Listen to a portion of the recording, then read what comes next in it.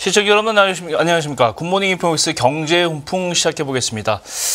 매주 수요일은 빠르고 정확한 기업들의 소식을 전해주시는 리더스 인덱스 박주근 대표님과 함께하는 시간이죠. 오늘은 또 어떤 기업들의 얘기를 가지고 오셨을까요? 안녕하세요. 네, 안녕하세요.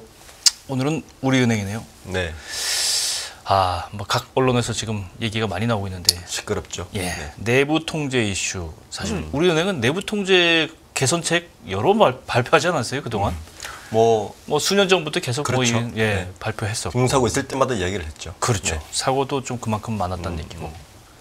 이번에는 우리금융지주 전 회장이 친인척의 거액의 대출을 부적절하게 실행을 했다. 네. 이런 얘기인데 역시 뭐 내부 통제 부실 대표적인 그렇죠. 케이스가 되겠죠. 어떤 사건이 좀 정리해 있어요? 내부 통제의 부실 문제도 사실 있지만 이게 이제 그 전임 회장이긴 하지만 회장이 끼어있기 때문에 쉬쉬하고 덮으려고 하지 않았냐가 사실 더 큰 문제인 것 같아요. 그런 거죠. 예, 실제적으로는. 예.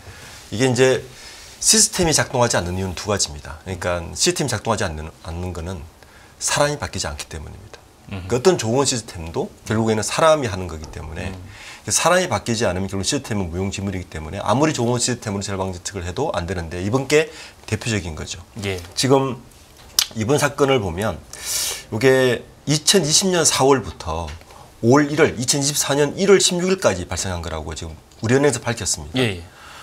임종용 회장이 부임한 게 2023년 3월이니까 예. 그러니까 임종용 회장이 회장에 오르고도 사실은 1년 가까이 이 사건이 계속 하고 있었던 거죠.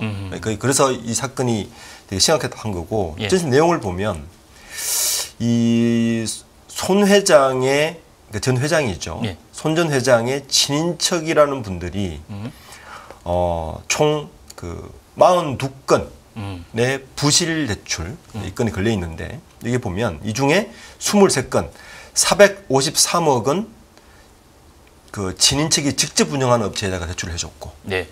그리고 162억 원, 19건인 162억 원 관련 업체에다가 대출 알선을 해줬다는 이야기입니다. 예. 이 중에서 지금 우리은행이 밝힌 거는 42건 중에서 한 28건, 350억 원을 그 절차를 어겼다고 스스로 이야기한 거예요. 예. 이제 사건 내용은 이런데 문제는 뭐냐면 이 대출 사실을 최종 확인했는데도 불구하고 4개월을 넘게 은폐했다는 게 큰 문제고, 이 은폐하는 과정에서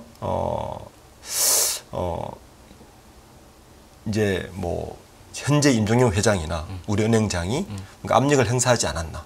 결국에는 민원이 들어가서 금감원에서 6월 달에 얘기를 하지 않았으면 아예 특별 심사 아니었나라는 게 사실은 더 큰 문제인 것 같습니다. 그렇군요.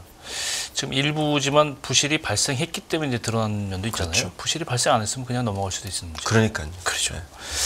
손태승 전 회장은 2017년 말에 우리은행장 선임됐었고, 네. 이후에 이제 우리금융지주 생기면서 이제 회장까지 했는데, 재임 시절에도 이미 약간 부실 대출과 관련 구설수의 내부에서는 오르고 있었다. 이런 얘기 뒤늦게 이제 나오고 있는 거고. 네. 회장 그만둔 다음에도 고문 계약을 위촉을 해서 좀 계속 좀 회사에 남아 있었다. 어떻게 보면 뭐 애견된 부실 아니었나라는 생각도 듭니다. 예. 손태승 회장이 이제 원래 한일은행에 입사해서 이분이 44살에 그 최연소 전략기획부장이 되신 분이거든요. 네. 그러니까 사실은 한일은행 출신으로 우리은행 합병도 이끌어냈고 우리은행 지주사를 만들고 최초의 지주회사 회장이 된 분이고, 그렇죠. 그러다 보니까 뭐 이 정도 하셨으면 조직 내에 굉장한 탄탄한 인적 구성과 자기 어떤 걸로 갖추지 않았겠습니까? 임종용 회장은 아시듯이 관료 출신이시고, 그렇죠. 네, 뭐 금융위원장도 하셨고, NSC 농nghiệp 회장도 하셨고, 그리고 이번 정권 들어서 사실은 또 낙하산 내려오신 분이니까 임종용 회장이 우리은행 지주로 회장이 됐다고 해서 1년 만에 그 조직을 자기화시키기는 굉장히 역부족이었던 건 분명한 것 같고, 예. 그런 단면이 보이는 게 바로 손태승 회장의 고문 위촉이라는 거예요. 그러니까 굉장히 그 예우를 계속 해줄 수밖에 없는 조직이 있었다는 거죠. 그렇죠. 예. 연봉도 거의 4억이라고 지금 오늘 밝혀지고 있습니다. 예. 그러니까 모든 그 정관예우 다 해주고 4억인데 이게 이제 손태성 회장이 고문으로 올라올 때부터 사실은 말이 되게 많았어요. 왜냐하면 4억이라는 보수는 좀 뭐 차치하고라도 일단 사모펀드 불안전 판매 이슈 있었죠. 그렇죠. 그죠? 그다음에 이걸 잊고도 재취업에 성공한 모양새거든요, 사실은. 그리고 요 이제 손태성 전 회장의 고문 이촉을 두고 일각에서 뭐라 그러냐면은 임종용 우리금융 회장이 그 공정하지 못한 인사를 뽑겠다는 일성으로 사실은 회장이 됐거든요. 그렇죠. 그런데 이걸 두고 하는 말이 결국에는 쇄신을 실패한 거다라고 사실은 결론을 내린 거고, 그렇죠. 일각에서는 이걸 뭐라 그러냐면 결국에는 이게 은행 내에서도 파벌 싸움이 되게 심하단 말이에요. 그러니까 손태성 회장은 거의 한 40년간을 있었기 때문에 자기의 어떤 조직의 능력이 굉장히 강할 거 아닙니까? 그렇죠. 이걸 없애기 위해서 임종용 회장이 애를 썼을 텐데 실패했다는 거죠. 그렇기 때문에 이번 사건도 바로 밝힐 수 없었던 것도 그런 이유가 아닌가라고 일각에서 얘기하는 이유가 바로 그겁니다. 그렇죠. 우리은행이 보니까 지난해 상반기 정기 인사에서 강남 1영업본부장에 우리금융지주 비서실장 지낸 이 A 씨를 명했는데 이분이 이제 핵심 인물인데. 그렇죠. 그렇죠. 이분이 이제 손 회장 4년 임기 내내 그 회장 때 보필을 담당했던 사람이고, 이 사람이 이 적법한 기업의 이 친인척 손 회장 기업 저 친척들에게 이제 대출을 해준 그런 사건이잖아요. 이게. 간단히 얘기하면. 네. 메이저은행이라는 곳에서 이 내부 통제가 이렇게 이루어지지 않았나 하는 싶을 정도로 상식적으로도 이게 사실은 좀 납득하기가 좀 힘든 거예요, 사실은. 이거는. 그렇죠. 예. 이게 이제 그 대표적으로 제가 방금 말씀드린 대로 손 전 회장의 지금까지 쌓아놓은 자기의 인적 네트워크가 그대로 계속 관성을 타고 작동했다는 대표적인 인사죠. 이게 기업의 사유화예요, 사실. 사유화죠. 그러니까 주인 없는 기업의 사유화입니다. 그러니까요. 대표적으로. 그 문제가 사실은 부실로 터진 게 이번 사건의 본질입니다. 네. 근데 이거를 신임 회장은 덮으려고 했던 것도 문제고, 덮으려고 했던 건지 아니면 덮으려고 했던 의도가 강했던 거죠. 왜냐하면 민원이 들어오지 않았고 예를 들어서 부실이 크게 드러나지 않았다면 얘기되지 않았겠죠. 예, 그에 대해서는 지금 우리은행에서도 계속 실시하고 있는 분위기인데, 지금 방금 말씀하신 이 강남 1영업 본부의 A 씨라는 분, 그러니까 이게 이분이 이 비서실장 출신이지 않습니까? 그러니까. 이분을 거기 굳이 그 강남 영업 본부는 어떻게 보셔야 되냐면요. 4대 금융지주의 압구정 지점이나 강남 영업 본부장 정도면요. 웬만한 저축은행 2개 정도의 규모입니다. 자산 규모가. 그렇죠. 예. 지역이 실제로 가장 큰 돈을 움직이고, 실제 이 영업 본부 정도 어느 정도 움직일 수 있냐면은 제가 알아본 결과로는 옛날에 항공사 새로 이제 신규로 취항할 때 한 영업 본부 정도 줄 잡으면 항공사는 정도 만들 수 있습니다. 대출 받으면. 대출 정도가 가능 정도가. 그러니까 굉장히 우리나라에서 가장 파워풀한 본부죠, 여기가. 그 가장 파워풀한 본부에 자기의 비서실장을 급성진시켜서 본부장으로 앉히고 거기를 통해서 친인척의 부실 대출을 계속 커버했다는 이야기인데, 그러다 보니까 이게 임종용 회장이 부임하고도 1년 가까이 지속된 것이고, 그러면 반대로 물으면 신임 임종용 회장은 몰랐겠느냐? 말이 안 되죠. 사실은 은행장이나 새로 인사가 되면 가장 알짜 자리들은 늘 눈여겨보고 있거든요. 그렇죠. 그 자리를 바꾸지 못했다는 거, 최근 10일 달 바꿨다는 거 아니에요? 바꾸지 못했다는 것도 여전히 손태성 전 회장의 입김이 여전히 작동하고 있는 은행 우리금융이라고 볼 수가 없는 거죠. 그러니까요. 지나고 나니까 이제 그게 이제 알게 된 거예요. 예. 어쨌든 이분은 그래도 지난 4월에 이제 면직이 됐어요. 되고 관련 내용들을 자체적으로 파악해서 일단 조치를 한 걸로 보여지는데, 문제는 이제 문제가 이 사고의 조짐이 있는 다음에도 금융당국에는 얘기를 안 했다는 안 했어요. 예. 원래 이게 해야 되거든요. 사고 터지면. 말도 안 되는 거죠. 그러니까. 네. 근데 우리은행 측은 금감원에 의무가 있는 건 아니다. 또 이렇게 해석을 하고 있는 거예요. 이건 말도 안 되는 사실은 거예요. 그렇지가 않아요. 네. 규정이 말도 안 되는. 우리은행의 변명은 제가 볼 때 말도 안 되는 겁니다. 그러니까요. 네. 이 사고가 터진 다음에도 드러났는데도 이게 신고를 안 했다는 거는 좀 이해가 안 가는데, 이거 왜 이렇게 해명을 했을까요? 딱 이유는 하나밖에 없죠. 네. 이게 이제 일반 예를 들어서 지금 경남 김해에 한 120억 터진 이런 것들은 바로바로 밝히지 않습니까? 그렇죠. 네. 위에 선이 충분히 칠 수 있다는 선입니다. 회장이 있겠다는 거죠. 이유는 그거밖에 없습니다. 그러니까 그 이외에는 설득할 방법이 없어요. 왜냐하면 이번 사건에 가장 눈에 띄는 거는 혐의자가 금융그룹 최고 책임자의 전 회장이라는 그 점 때문에 이렇게 갔다는 거예요.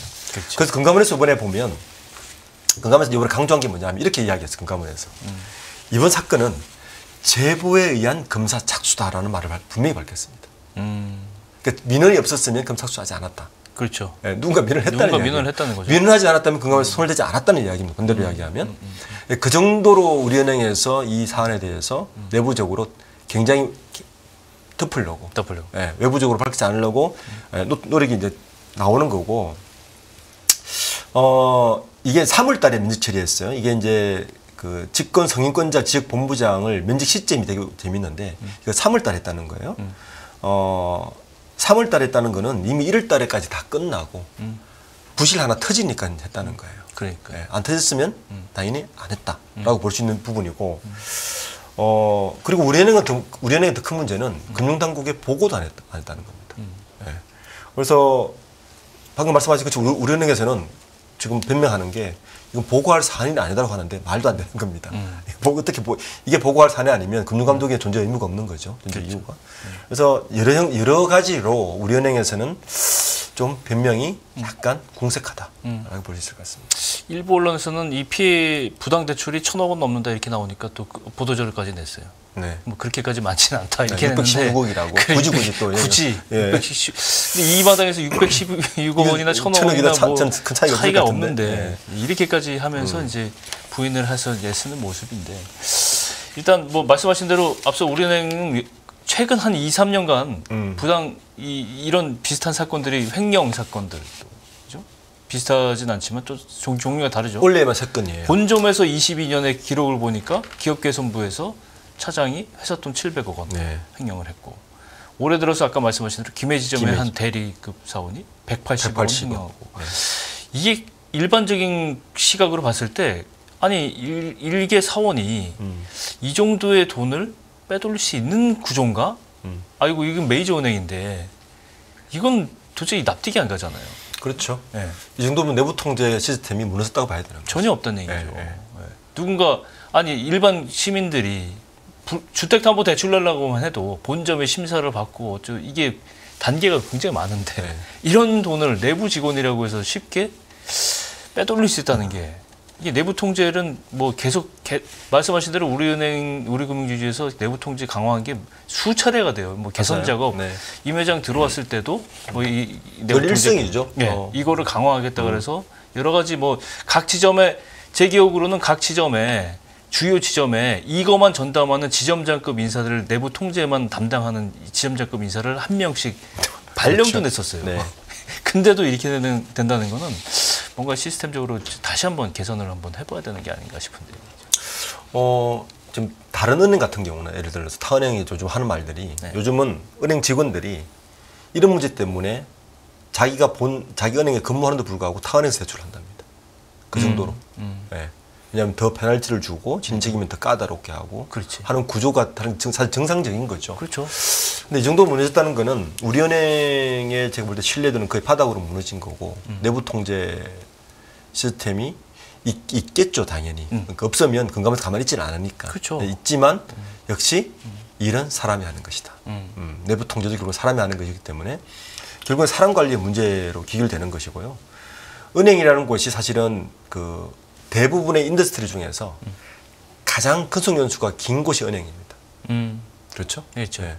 가장 큰 속연수가 긴 곳의 조직의 특징은 견제장치가 굉장히 느슨해집니다. 인적 리스크가 커요. 크죠. 커요. 네. 네. 그렇기 때문에 사실 이런 문제가 계속 터질 수밖에 없는 구조를 가지고 있는 거죠. 그러니까 대부분의 기업들은 이렇기 때문에 계속 부서를 바꾼다든지 계속 이런 형태로 그 인적을 돌려서 한다든지 하는 시스템이 되는데 네. 대부분의 금융 구조가 그런 오랜 동안의 근속 기간 때문에 무너지는 인적인 아름아름의 시스템 구조가 사실은 시스템 자체를 무너뜨리는 이제 원인이 되는 것이고 우리은행의 대표적인 사례가 되는 거죠. 특히 우리은행 같은 경우는 우리 기억하시겠지만 취주회사로 변경의 사건 그리고 뭐 국책은행에서 빠지는 방법 이런 걸 통해서 핵심 인력들이 그대로 살아남아서 이 구조를 가져간 거예요. 그 라인을 가지고 있으면 타면 사실은 내부 시스템 통제는 무능 상태로 갈 수 있다는 걸 단적으로 보여준 거죠. 그렇죠. 예. 기업들이 보통 순환 인사하거나 이런 거 그래야죠. 보직을 바꾸는 게 이런 것 때문에 사실 이런 것도 포함되어 있어요. 네, 특히 금융회사들은 그래야 되는 그렇죠. 거죠. 네. 한 자리에 오래 있으면 아무래도 이런 유혹을 받고 특히 이제 우리은행 같은 경우는 이제 특이한 역사를 가지고 있어서 그렇죠. 각 뭐 파벌 싸움도 심한 것으로 이미 좀 알려져 있고 그러다 보니까 이런 문제가 연장선상에서 저는 그 부분이 사실은 이번 사건의 핵심이라 봐요. 왜냐하면 4대 금융지 중에서 우리은행이 좀 특이하거든요. 특이하잖아요. 그래서 그 파벌 싸움이 사실 내부에 좀 이렇게 심했고 손태성 회장이 사실은 파벌 싸움에 춘추전국을 통일을 한 사람이에요. 그렇죠. 네. 그 파벌에 들어가면 사실은 내부 통제 시스템이 무너진다는 걸 단적으로 보여준 거죠. 그렇죠. 손 전 회장이 그게 없었다면 사실은 이 문제가 드러나지 않았을까라고 물어보면 저는 아니라고 봅니다. 조직은 룰 위에 있는 거예요, 사실. 룰에 있는 거죠. 그렇죠. 그러니까 그 조직의 그 파벌에 있는 핵심 구성건들은 건들지 못한다는 내부가 있었다는 이야기예요. 네. 그래서 금감원에서 이걸 손대지 않았으면 사실 어려웠던 거고 또 임종용 회장이 전 금융위원장 출신이기 때문에 또 그런 압력도 있었겠죠. 좀 실체하려고 끝까지. 그렇죠. 350이 터지지 않았으면 사실 끝까지 눌렀을 거라고 저는 봅니다. 네. 그래서 우리 금융의 사실 가장 핵심적인 문제를 건든 거예요. 은행의 오랜 동안 관습이었던 그 어떤 우리은행 대표적인데 파벌 싸움의 한 축이 통일을 해버리면 내부 통제 시스템은 아무리 잘 만들어도 무용지물이라는 것을 단적으로 보여준 사건입니다. 마지막으로 전체적인 내부 통제, 특히 금융산업 이 내부 통제 어떻게 방향을 잡아야지 좀 개선이 될까요? 저는 지금 우선 정부에서 하고 있는 책무 구조도를 빨리 실행했으면 좋겠어요. 책무 구조도. 이게 지금 어떻게 돌아가고 있냐면은 이번에 퇴임한 금융위원장이 이거 사실은 자기 사활을 걸고 한 거거든요. 예. 계속 이런 일이 터지니까 그렇죠. 이분은 안 거죠. 금융기관들은 오랜 동안 조직이 다 대부분 몸담고 있으면서 이 내부적으로 사람의 이 어떤 견제 장치는 그렇게 잘 돌아가지 않는 구조를 알고 있기 때문에 책무 구조를 만들었는데 지금 은행이 어떤 분위기냐면 이게 누구 목에 먼저 방울을 달까의 분위기입니다. 그렇죠. 네. 이 책무 구조를 만들었는데 원래 7월달부터 시행하기로 했는데 10월달 미뤘거든. 11월달로. 미룬 이유도 다들 눈치만 보고 있는 거예요. 그런데 이번에 우리은행이 터지는 바람에 나머지 세 개 이제 농협까지 4개 금융기준은 잘됐다는 생각할 거예요. 일단 우리은행이 다 알겠지. 저 방울을. 책무 다른 걸 보고 지금 다 타스크팀 만들어져 있어요. 그렇죠. 지켜보고 있는 거죠. 저 은행에서 어떻게 할까를 보다가 이제 할 거라고 저는 봅니다. 그래서 저는 이 책무 구조를 잘 만들었더라도 제가 방금 말씀드린 대로 이 본질적인 문제, 은행 내부의 조직을 어떻게 상호 견제하는 시스템을 만들 건지 이걸 만들지 않으면 아무리 좋은 시스템도 이번에 우리 사건을 봤듯이 무용지물이라는 생각입니다. 그렇죠.